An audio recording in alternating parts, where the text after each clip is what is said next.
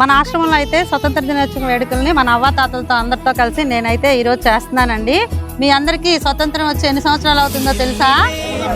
అయితే మనకి స్వతంత్రం వచ్చి 80 సంవత్సరాలు అవుతుంది. ఇప్పుడు మనం అందరం కలిసి అందరికీ మనం స్వతంత్ర దినోత్సవ శుభాకాంక్షలు తెలుపుదాము. Happy Independence Day. Happy Independence day.